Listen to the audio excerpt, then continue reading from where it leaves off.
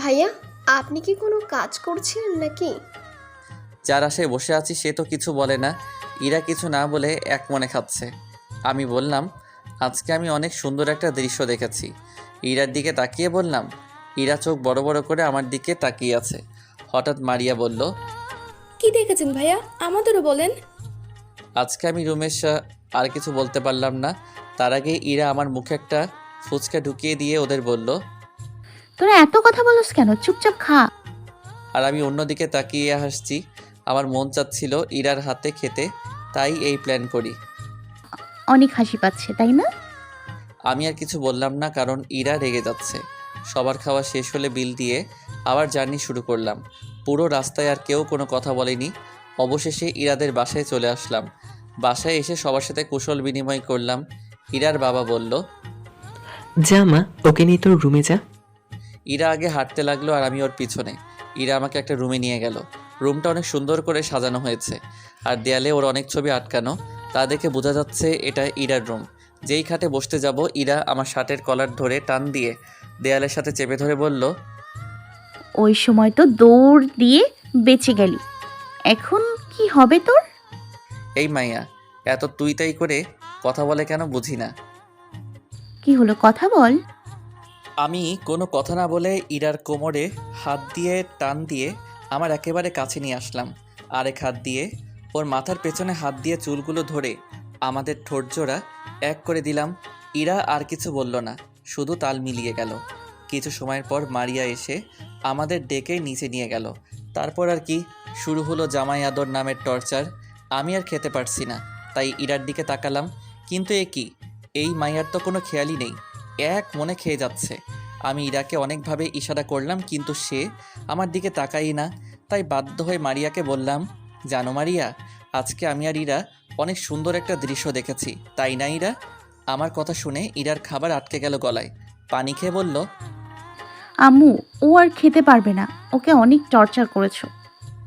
আমি ইরার দিকে তাকিয়ে একটা হাসি দিলাম, কারণ ডোজ কাজ করেছে। অতপর আমাকে টর্চার করা শেষ হলো। হঠাৎ মারিয়া বলল, ভাই তুমি কি যেন দেখেছো, বললে না যে? সবাই আগ্রহ নিয়ে আমার দিকে তাকিয়ে আছে। আজকে আরে কিছু না, উনি এমনি বলছেন। আমি ইরার দিকে তাকিয়ে মুচকি হেসে রুমে চলে এলাম। এভাবেই সারাদিন চলে গেল। রাতে আমি রুমে বসেছিলাম, এমন সময় ইরা আসলো। এসে আমার সামনে এসে দাঁড়িয়ে আছে। আমি কিছু না বলে ওয়াশরুমে চলে গেলাম। ওয়াশরুমে গিয়ে ভাবতে লাগলাম, হঠাৎ ওর আবার কী হলো, আর ও বিকেলে কোথায় গিয়েছিল। কিছু সময় পর রুমে আসলাম। রুমে এসে দেখি ইরা খাটে বসে আছে, আর ওর হাতে একটা নতুন মোবাইল। আমাকে দেখেই ইরা আমার সামনে এসে বলল, এই নাও, এটা তোমার জন্য। আমার সামনে মোবাইলটা দিয়ে কেন? তোমার মোবাইলটা তো আমি ভেঙে দিয়েছিলাম, তাই এটা তোমার জন্য কিনে এনেছি। আপনার মোবাইল আমার লাগবো না। ওই কি করলি তুই? দেখ, ভালো মতো বলতেছি, মোবাইলটা নে, না হলে মায়ের একটাও নিচে পড়বে না। কত সুন্দর থ্রেড, কি আর করার, মোবাইলটা নিতে হলো। মোবাইলটা অনেক সুন্দর। হঠাৎ ইরা আমাকে দেয়ালের সাথে চেপে ধরে বলল, আর কোনো দিন যেন তোমাকে অন্য কোনো মেয়ের সাথে কথা বলতে না দেখি। যদি দেখি তুমি অন্য কোনো মেয়ের সাথে কথা বলছো, সেদিন আমি কি করবো আমি নিজেও জানি না। আমি আর কিছু বলতে পারলাম না। তার আগেই ইরা আমার আর ওর ঠোঁট এক করে দিল। রাতে ডিনার করে সবার সাথে কিছু সময় কথা বলে রুমে চলে আসলাম। রুমে একা ভালো লাগছে না, তাই ব্যালকনিতে চলে গেলাম। কিছু সময়ের পর ইরা রুমে আসলো। আমাকে রুমে না দেখে ব্যালকনিতে আসলো। এসে আমাকে দেখে আমার কোলে বসে পড়ল। কি করছো এখানে? কিছুই না। তুমি কি জানো কালকের পরের দিন কি? কি? তুমি কি সত্যিই ভুলে গেছো? কেন, কি এমন যে মনে রাখতে হবে? না, তেমন কিছু না, আমার ঘুম পাচ্ছে, আমি ঘুমোতে গেলাম। ওর হাসি মুখটা মুহূর্তেই ফ্যাকাশে হয়ে গেল। ইরা উঠে চলে গেল, আর আমি ওখানেই বসে রইলাম। বুঝলাম যে ইরা কষ্ট পেয়েছে। কিছু সময় পর ইরা যখন ঘুমিয়ে গেল, তখন ভাইয়াকে কল করলাম। কল রিসিভ করলো। হ্যালো ভাইয়া। কেমন আছিস তোরা? ভালো আছি। তো কিসের জন্য কল করা? বেশি কিছু না, একটা ছোটোখাটো হেল্প লাগবে। কি হেল্প? কালকের পরের দিন ইরার বার্থডে। আচ্ছা ঠিক আছে, আর কিছু বলতে হবে না, সবাই জন আমি করছি, তুই নিশ্চিন্তে থাক। ভাই, আরেকটা কথা আছে। বল। ইরা যেন এই ব্যাপারে কিছু না জানে। আচ্ছা ঠিক আছে। ভাইয়া, আরেকটা কথা। আবার কি? I love you. হয়েছে, আর পাম মারতে হবে না। আচ্ছা রাখি। এই বলে ফোনটা কেটে যেই পিছনে তাকালাম, আমি পুরোপুরি শক। কারণ ইরা চোখ মুখ লাল করে আমার পিছনে দাঁড়িয়ে আছে। মনে হয় সব কথা শুনে ফেলেছে। আজকে আমি শেষ। হঠাৎ ইরা বলল, ওই, তুই কাকে আই লাভ ইউ বললি? কান্না করতে করতে বলল। আমার ভিতর দিয়ে একটা শান্তির হাওয়া বয়ে গেল। হাসিটা কোনোভাবে চেপে রেখে বললাম, আমি আমার পার্সোনাল ব্যাপার আপনাকে বলবো কেন? দেখ, বলতে বলেছি, তুই কাকে বললি? আমি কাউকে জবাব দিতে বাধ্য নই। ঠিক আছে, আমি তোর জীবন থেকে সরে যাব। কালকের পরের দিনেই তুই ডিভোর্স পেপার পেয়ে যাবি। ইরা রুমের বাইরে চলে গেল, আর আমি বলদের মতো ওই জায়গাতেই দাঁড়িয়ে আছি। সারা রাত চলে গেল, কিন্তু ইরা রুমে আসলো না। আমিও সারা রাত না ঘুমিয়ে কাটিয়ে দিলাম। সকাল 9টা, ইরা ও তার আম্মু নাস্তা বানাচ্ছে। আমি রুম থেকে বের হয়ে সোজা ডাইনিং রুমে চলে এলাম। আমি ইরার বাবাকে বললাম, আঙ্কেল, আমার একটু জরুরি কাজ আছে, আমার এখন যেতে হবে। এটা কেমন কথা? কালকে আসলে আর আজকেই চলে যাবে? আবার এখন পর্যন্ত তো নাস্তাও করনি। আঙ্কেল, একটা জরুরি কাজ আছে, তাই যেতে হচ্ছে। আমি বিকেলে এসে ইরাকে নিয়ে যাব। আঙ্কেল আর কিছু বললেন না। আমি বের হওয়ার আগে দেখি ইরা আমার দিকে কান্না জড়িত চোখে তাকিয়েছিল। আমি কিছু না বলে চলে আসলাম। যে কাজের জন্য বের হয়েছি তা করতে করতে বিকেল হয়ে গেল। বিকেলে ইরাদের বাসায় গেলাম। গিয়ে দেখি আঙ্কেল আর আন্টি হলরুমে বসে আছে। আমাকে দেখে আঙ্কেল বলল, বাবা, তোমার আর ইরার কি কোনো ঝগড়া হয়েছে? না আঙ্কেল, কেন, কি হয়েছে? সকালে তুমি যাওয়ার পর থেকে ইরা কিছু না খেয়ে তার রুমে চলে গেল, এখন পর্যন্ত রুম থেকে বের হয়নি। ঠিক আছে, আপনারা টেনশন নেবেন না, আমি দেখছি। এই বলে ইরার রুমে চলে আসলাম। রুমের বাইরে দাঁড়িয়ে আছি। অনেকক্ষণ যাবৎ ইরাকে ডাকলাম, কিন্তু ওর কোনো রেসপন্সই নেই। ভাবতে লাগলাম, ইরা যেই রেগে আছে, এভাবে দরজা খুলবে না। তাই একটা প্ল্যান করলাম। ইরার মোবাইলে একটা মেসেজ পাঠালাম। মেসেজ পাঠানোর 2 মিনিট পরে ইরা দরজা খুলে দিল। ডোজ কাজ করেছে। মেসেজটিতে লেখা ছিল, তুমি যদি দরজা না খুলো তাহলে আমি এখান থেকে চলে যাব, আর কখনো আসবো না। ইরা দরজা খুলে দিয়ে আবার খাটে বসে মরা কান্না শুরু করে দিয়েছে। ওকে দেখে বোঝা যাচ্ছে ও এত সময় কান্না করছিল। ইরা নীরবে কান্না করেই যাচ্ছে। আমি গিয়ে খাটে বসলাম। কেউ কি মারা গেছে? ব্যাস, কাজ শেষ। শুরু হয়ে গেছে জোরে জোরে কান্না করা। কি হলো, এইভাবে কান্না করছো কেন? কুত্তার লাল বাদর সুর, তুই আমার সাথে কথা বলবি না। তুই তোর প্রেমিকার কাছে যা। আমি তো আমার প্রেমিকার সাথেই আছি। কি বললি? বললাম, আমি তো এতক্ষণ আমার প্রেমিকার সাথেই ছিলাম, তাই তোকে একটু সময় দিতে এলাম। আমার কথা শুনে ইরা আরও রেগে গিয়ে আমাকে টান দিয়ে বিছানায় শুইয়ে দিয়ে আমার উপর বসে শুরু করলো এলোপাতারি।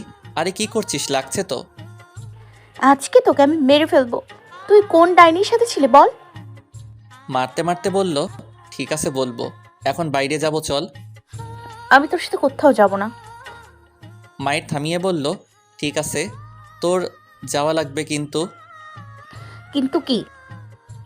তোর মতো আটার বস্তা আমার উপরে বসে আছে, আমি মরে গেলাম, নাম তাড়াতাড়ি। ইরা রাগে অভিমানে আমার উপর থেকে নেমে বেলকনিতে চলে গেল।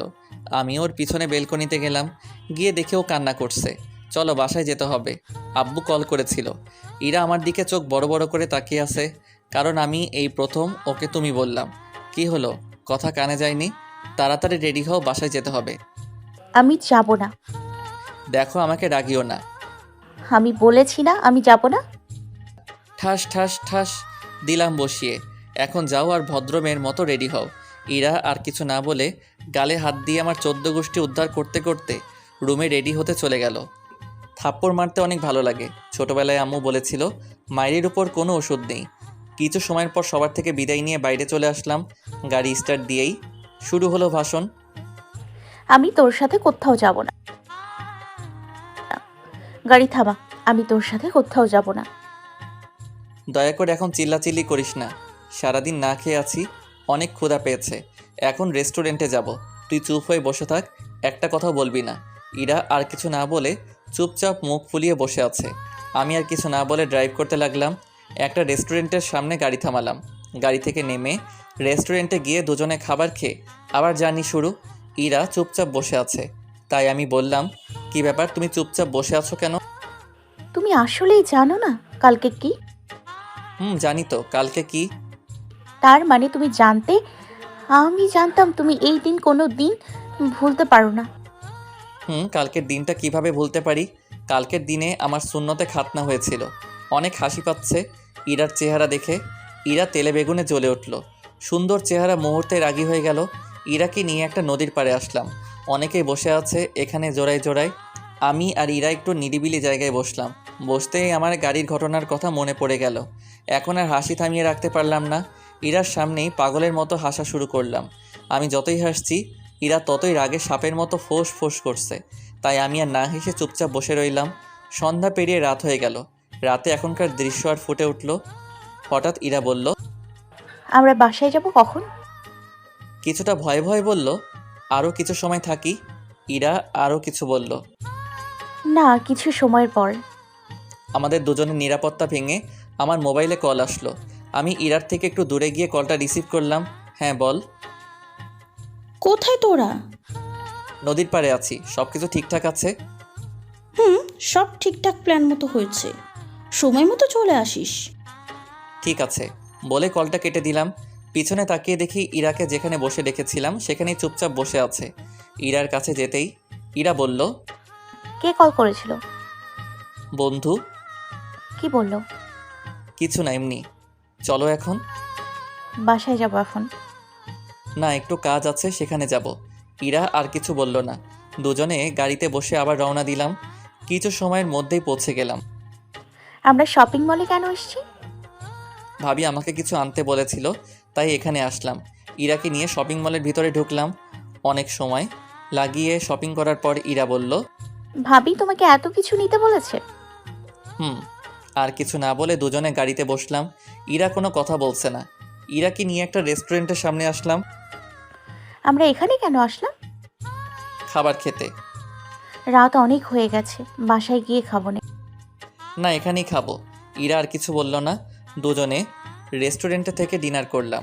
ডিনার করতে করতে 11:30 বেজে গেল। ইরাকে নিয়ে বাসায় যাওয়ার জন্য রওনা দিলাম। ইরা বারবার ঘড়ির দিকে তাকাচ্ছে। 11:55 বাসায় পৌঁছালাম। গাড়ি পার্ক করে দরজার সামনে এসে ইরা কলিং বেল বাজাবে, তখন আমি বললাম, এই কি করছো? ইরা কিছুটা ভয় পেয়ে বলল, আমি আবার কি করলাম? সবাই ঘুমিয়ে আছে, কলিং বেল বাজানোর প্রয়োজন নেই। তাহলে ভেতরে যাব কিভাবে? আমার কাছে চাবি আছে। আমার প্যান্টের পকেটে হাত দিয়ে চাবি বের করে দরজা খুলো। তোমার পকেটে আমি হাত দিতে যাব কেন? আরে আমার হাতে এতগুলো ব্যাগ, আমি আবার পকেটে হাত দিব কেমনে?